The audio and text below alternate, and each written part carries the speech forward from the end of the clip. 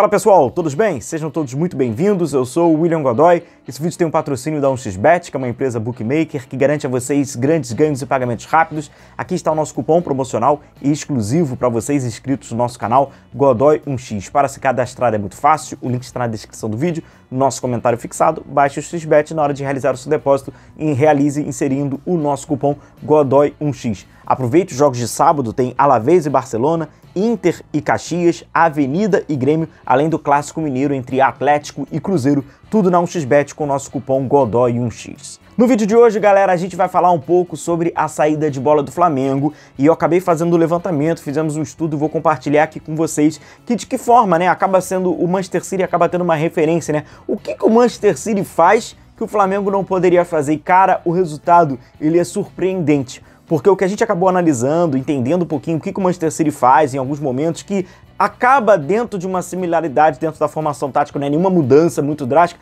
é muito simples. E aí lembra muito aquela frase, né, do Johan Cruyff, né, falando que não é difícil jogar futebol, difícil é jogar futebol de forma simples. Então vocês vão entender uma simplicidade tática que pode ser, quem sabe, empregada no Flamengo e com isso poderia facilitar e ajustar a saída de bola. Porque primeiro, convenhamos, né, a saída de bola não é lá essas coisas, né. Para começar, galera, a mudança, na verdade, o Tite ele trabalha com 2-3, né, com os dois defensores e os três jogadores um pouco mais à frente. A única mudança é que ao invés de trabalhar com 2-3, inclusive o Manchester City, dependendo de alguns times que ele enfrenta e aí ele precisa colocar em prática esse plano, ele faz 3-2, mas ele continua utilizando 5 jogadores. Então segue os outros 5 jogadores mais à frente, mas esses 5, né, no campo defensivo, a mudança em vez de ser 2-3 é 3-2, que é esta aqui. Então vamos lá, a primeira mudança é essa. O que no Flamengo, que a gente pode adaptar, né, imaginar é o seguinte: o Flamengo não trabalha com 3 zagueiros. E tampouco, talvez, o Tite queira que o Pulgar caia entre os zagueiros. Não tem nenhum problema. O que você faz? Já que o Flamengo já está espetando o Wesley do lado direito, o Varela do lado direito, uma vez que o De La Cruz trabalha pelo lado direito, mas ele não é ponta, então você tem, né, essa oportunidade. Já avança com um desses jogadores, você trabalha com os 2 zagueiros e com o lateral esquerdo, principalmente o Vinha. Se o Vinha tem essa capacidade de construção, se o Vinha é bom, está atrás da linha da bola, encarando o jogo, então você inclusive utiliza ele dessa forma. Então você tem 3 jogadores para sair jogando e os 2 mais à frente. Já não mudou a estrutura, muito pelo contrário, ela segue a mesma. À frente ali com o Gerson, com o Pulgar, como a gente tem visto. O próprio Vinha, inclusive, ele é um lateral que tem mais essa facilidade para jogar nessa construção, né, mais atrás, do que propriamente aquele lateral de avanço, como por exemplo é o Ayrton Lucas, onde você vai potencializá-lo, né, botando ele para avançar e para ultrapassar. Então tá aqui, 3-2 ao invés de 2-3, mas vocês vão entender, cara, é muito curioso isso aqui. Com isso, esses 5 jogadores, né, eles formam esse pentágono, né, digamos assim. E é muito importante a presença desses 5 jogadores e o entendimento, a compreensão desses 5 jogadores. Pois bem, só que não para por aí. E é exatamente aquilo que a gente fala na saída de bola do Flamengo. Se esses 5 jogadores não estão conseguindo contribuir, eles não estão conseguindo ajudar, o que você tem que fazer? Trazer mais jogadores, tentar criar um novo circuito. Pois bem, é isso que o Pep Guardiola faz no Manchester City e que em algumas oportunidades ele acaba utilizando ali o Bernardo Silva e a gente vai acabar ilustrando aqui no Flamengo. Só pedir para você que curte futebol, você que gosta de futebol, você que gosta de acompanhar as notícias, informações, análise e opinião sobre o nosso Flamengo, então, cara, deixa o seu like, deixa a sua curtida nesse vídeo e, claro, se inscreva no canal para você acompanhar tudo aqui com a gente. E, claro, conhece um amigo que gosta de futebol, gosta de jornalismo esportivo, pede ele aqui para seguir, indica o nosso canal. Agora, se ele não gosta, não indica, porque ele vai ficar chateado comigo, porque eu não vou falar o que ele quer, e com você, porque indicou o canal a ele. Então, mas se você tem esse amigo, pode indicar e obrigado por essa força para crescer cada vez mais a nossa comunidade, beleza? Tamo junto. E aí o que acontece aqui, ilustrando nessa imagem, é o 10 e ou o 7.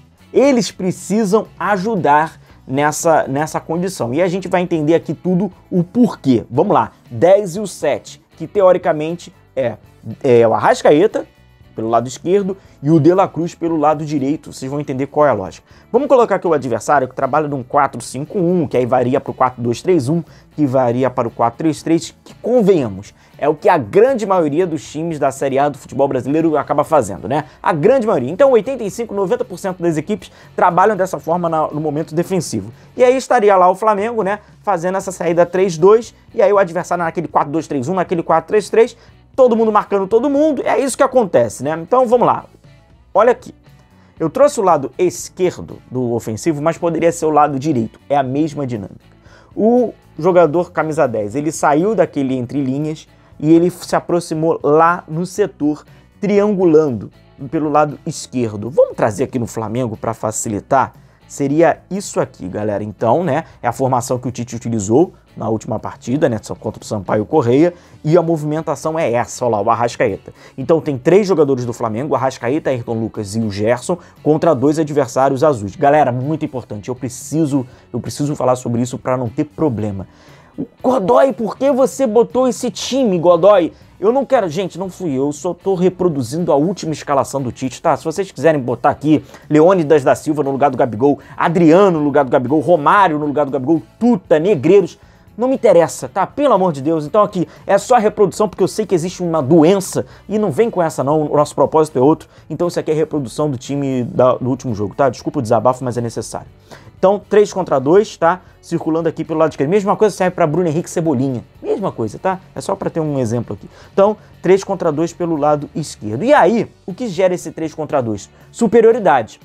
O Pep Guardiola faz isso, né? Ele trabalha com superioridade. Ele traz o Bernardo Silva em alguns momentos, aí o Bernardo Silva faz um 3 contra 2 para que avance para a próxima etapa.